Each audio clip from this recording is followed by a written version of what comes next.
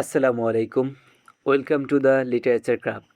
আশা করি সকলে ভালো আছেন। আজকে আমাদের আলোচনার বিষয় হচ্ছে understanding mode and form in English literature. এই বিষয়টা অনেক বড় একটা ব্যাপার, কেননা এই মোড এবং ফর্মের ওপর ভিত্তি করেই আমাদের ইংরেজি সাহিত্য গড়ে উঠেছে। তো এই বিষয়টা আলোচনা করতে গেলে আমার ভিডিওটি অনেক বড় হয়ে যাবে এবং সেজন্য আমি একটি ভিডিওতে এটি কমপ্লিট করতে পারবো না। এর জন্য ২টো অথবা ৩টে ভিডিওর প্রয়োজন হতে পারে। তো বাকি অংশগুলো আমাদের পরবর্তী ভিডিওতে পেয়ে যাবেন আপনারা। তো শুরু করা যাক। সাহিত্যের অলিগলি বুঝতে গেলে আমাদের সবার আগে দুটি কম্পাস দরকার হয়। একটি হলো মোড, যা আমাদের গল্পের ভঙ্গি কেমন সেটা বলে। অন্যটি হলো ফর্ম, যা বলে আমাদের গল্পের আকার কেমন। একই গল্প কিন্তু তিনজন মানুষ তিনভাবে বলল। একজন ডায়েরিতে লিখল তার অনুভূতি, আরেকজন মঞ্চে দাঁড়িয়ে সেই গল্প অভিনয় করলো, আর তৃতীয়জন সেটাকে কবিতার লাইনে বন্দি করলো। গল্পটা কি বদলেছে? না, কিন্তু যেভাবে বলা হয়েছে সেটাই পুরো অনুভূতিটা বদলে দিয়েছে। এই যেভাবে বলা, এটাই হলো মোড, আর কোন আকারে বলা সেটা হলো ফর্ম। তো আমরা এখন যদি মোডকে বিশ্লেষণ করতে যাই, তাহলে মোড হলো লেখকের শৈল্পিক দৃষ্টিভঙ্গি। এটি মূলত তিনটি প্রধান ধারায় বিভক্ত। একটা হচ্ছে ন্যারেটিভ, আরেকটা ড্রামাটিক এবং আরেকটি হচ্ছে লিরিক। তো প্রথমে আসি আমরা ন্যারেটিভে। ভাবুন আপনি একটি গল্প শুনছেন, কিন্তু গল্পটা কেউ সরাসরি অভিনয় করে দেখাচ্ছে না, কেউ কবিতার মতো আবেগেও বলছে না, বরং একজন বর্ণনাকারী আপনাকে ধীরে ধীরে গল্পের ভেতরে নিয়ে যাচ্ছে। কখনো চরিত্রের মনের কথা বলছে, কখনো ঘটনাগুলো সাজিয়ে দিচ্ছে। এই যে গল্প বলার ভঙ্গিটা, এটাই হলো ন্যারেটিভ মুড। ন্যারেটিভ মুড হলো এমন একটা প্রকাশভঙ্গি যেখানে একজন ন্যারেটর থাকে। সে গল্প, ঘটনা, চরিত্র সব কিছুর বর্ণনা করে এবং পাঠক ঘটনাগুলো পড়ে, শুনে এবং অভিজ্ঞতা নেয়। ন্যারেটিভ মুড বুঝতে গেলে ন্যারেটরের ধরন জানা জরুরি। যেমন ফার্স্ট পারসন, থার্ড পারসন, অমনিসিয়েন্ট।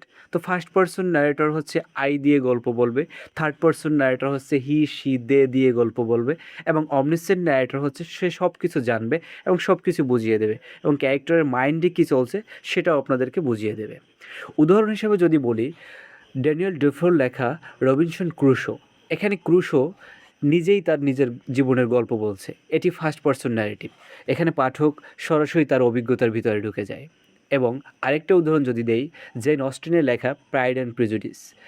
এইখানে ন্যারেটর চরিত্রের বাইরে থেকে গল্পগুলো বলে, থার্ড পারসন ন্যারেশন যেটাকে বলা হয়। এই ধরনের ন্যারেশনে আমরা গল্পটা দেখি না, বরং বর্ণনার মাধ্যমে অনুভব করি। এরপরে আমরা যদি ড্রামাটিক মুড নিয়ে আলোচনা করি, তাহলে সেটি হচ্ছে এখানে কোনো মধ্যস্থতাকারী বা বর্ণনাকারী নেই। চরিত্ররা সরাসরি আমাদের সামনে কথা বলে এবং কাজ করে। এখানে লেখক আড়ালে থাকেন। ধরুন আপনি আর গল্প শুনছেন না, আপনি সরাসরি দেখছেন। মঞ্চে চরিত্রগুলো নিজেরাই কথা বলছে, নিজেরাই সিদ্ধান্ত নিচ্ছে, নিজেরাই ভুল করছে। এখানে কেউ এসে আপনাকে বলে দিচ্ছে না যে এই চরিত্রটা দুঃখী, এই মুহূর্তটা গুরুত্বপূর্ণ, বরং আপনি নিজেই বুঝছেন। এই দেখিয়ে দেওয়ার যে কৌশল, সেটাই হলো ড্রামাটিক মুড। ড্রামাটিক মুড হলো এমন একটি প্রকাশভঙ্গি যেখানে কোনো ন্যারেটর নেই। চরিত্ররা সরাসরি কথা বলে, ঘটনা অ্যাকশনের মাধ্যমে আনফোল্ড হয়। লেখক থাকেন আড়ালে, অর্থাৎ এখানে টেলিং না, শোয়িং হয়। আমরা যদি ড্রামাটিক মোডের কোর ফিচার্সগুলো আলোচনা করি বা মূল বৈশিষ্ট্যগুলো, সেগুলো হবে ডায়ালগ ড্রিভেন, মানে কথোপকথনের মাধ্যমে গল্প এগায়, এবং হচ্ছে ইমিডিয়েট এক্সপেরিয়েন্স। আপনি যখন দেখবেন তখনই আপনার মনে হবে সব কিছু আপনার চোখের সামনে ঘটছে, এরকম একটা বিষয়। এবং অডিয়েন্স ইন্টারপ্রিটেশন, এটা হচ্ছে কি বুঝবেন সেটা আপনি নিজে ঠিক করতে পারবেন। এখানে আপনি শুধু পাঠক না, আপনি একজন অবজারভার প্লাস ইন্টারপ্রেটার। উদাহরণ হিসেবে যদি বলি, তো হ্যামলেট, উইলিয়াম শেক্সপিয়ারের লেখা। যে আপনি যদি হ্যামলেট পড়েন বা মঞ্চে দেখেন, কেউ আপনাকে বলবে না যে হ্যামলেট দুঃখে আছে, বরং আপনি নিজেই তা দেখবেন যে হ্যামলেট দুঃখে আছে না কষ্টে আছে এবং কিভাবে সে এগিয়ে যাচ্ছে। এরপরে আমরা আসি লিরিক মুডে। লিরিক মুডটা কি? এটি সবচেয়ে ব্যক্তিগত। এখানে কোনো বড় প্লট বা যুদ্ধ থাকে না, বরং কবির নিজস্ব আবেগ, অনুভূতি বা একটি মুহূর্তের বর্ণনা থাকে।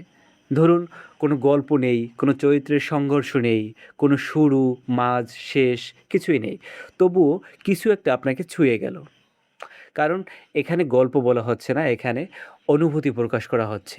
এই গভীর ব্যক্তিগত মুহূর্তভিত্তিক অনুভূতির প্রকাশই হলো লিরিক মুড। এই লিরিক মুড হলো এমন একটি প্রকাশভঙ্গি যেখানে কবি নিজের মনের কথা বলেন, কোনো বড় প্লট বা ঘটনা থাকে না, একটি নির্দিষ্ট অনুভূতি বা মুহূর্তকে ক্যাপচার করা হয়। তো এখানে কোর ফিচার্স যদি আমরা আলোচনা করি, এখানে কি আছে? এখানে আছে সাবজেক্টিভ, মানে কবির নিজের ব্যক্তিগত অনুভূতি থাকবে।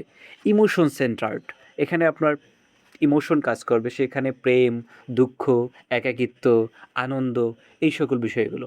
এবং আরেকটা হচ্ছে মোমেন্ট ফোকাসড। এই মোমেন্ট ফোকাসড হচ্ছে একটি ক্ষণ, একটি অনুভূতি, সেটা আপনাকে বর্ণনা করে দিবে। যদি আমরা উদাহরণ দেই, উইলিয়াম ওয়ার্ডসওয়ার্থের লেখা I wandered lonely as a cloud, এই যে কবিতাটা, এটা যদি আপনি পড়েন, আপনি দেখবেন কবি শুধু একা হেঁটে হেঁটে যাচ্ছেন, হঠাৎ সে ড্যাফোডিল দেখে তার মনে আনন্দের ঢেউ উঠল, এবং এই পুরো কবিতাটা একটা মুহূর্তের অনুভূতি, সেই অনুভূতিটাই একটা পিওর লিরিক নোট। এতক্ষণ আমরা দেখছিলাম কিভাবে গল্প বলা হচ্ছে, এখন আমরা দেখব কোন আকারে বলা হচ্ছে। মানে আমরা এখন আলোচনা করব ফর্ম নিয়ে। ধরুন আপনার কাছে একটি গল্প আছে, এখন আপনি সেটাকে লাইনে লাইনে সাজিয়ে কবিতাও বানাতে পারেন, সংলাপ দিয়ে মঞ্চেও তুলতে পারেন, অথবা গদ্যে বিস্তারিতভাবে লিখতে পারেন। গল্প একই থাকতে পারে, কিন্তু তার গঠন বা স্ট্রাকচার বদলে যায়। এই যে গঠনটাই হলো, সেটাই হচ্ছে ফর্ম। ফর্ম হলো সাহিত্যের সেই দৃশ্যমান কাঠামো যেটা আমরা পড়ার সময় চোখে দেখি।